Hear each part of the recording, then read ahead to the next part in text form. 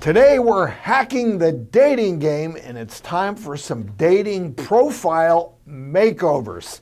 Still with us is relationship and dating coach Megan Weks. And joining us now is a single from New York. Welcome, Monique. Hi, nice to meet you. Well, thanks for coming on the show. Monique, it's not easy being single. So tell us, Monique, what has been your biggest struggle? I think especially in a city as big as New York, it's easy to meet a lot of people, but not necessarily easy to meet the person that's the right fit. So just when you're going on date after date after date, you sort of get really tired, but at the same time, you're not sure how to make that process of meeting the person who wants the same thing that you want a lot easier. Well, Monique, we understand that you've got a little bit of cold feet at the moment. You recently had a dating disaster. Can you share that with us?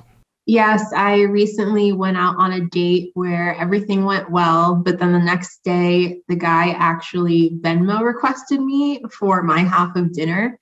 And yeah, I was really shocked because that had never happened to me before in my life. What did you do? Well, after being stunned, I sort of texted him back, like, is this for me? Like, is this a mistake? But then I figured that he was crazy, so I just paid him and then blocked him so that he could see. You said, hey, if he's this way, better off to just pay him and get out of his life and block him. And I mean, that is just weird. And Dr. O, it's a savage move, but it's also a cowardly move because he didn't have the guts to ask this woman in person to pony up half of the check, right? He waited and did it the sneaky way. And so that's a person with no personal integrity. That's a red flag. He is not worth your time and attention, Miss Monique. Say next and move that on, right? Yeah. And now a good dating profile cures a lot of ills. So now, Megan, let's bring you back into the conversation. What's the key to getting the most bang for your buck when it comes to these dating profiles? Well, first, realizing you've got about 1 second before the person decides if they're going to be swiping left or swiping right. So it's 1 second, even possibly less. So you really need to stand out, especially with the overpopulation right now on these dating apps. So think about it like this.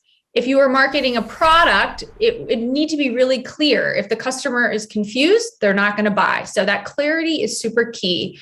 The non-negotiables are a well thought out bio, clear photos where they can see into your eyes, and being extremely forward with your intention. So again, they don't have to decipher what you're doing on there, and if your intention matches theirs.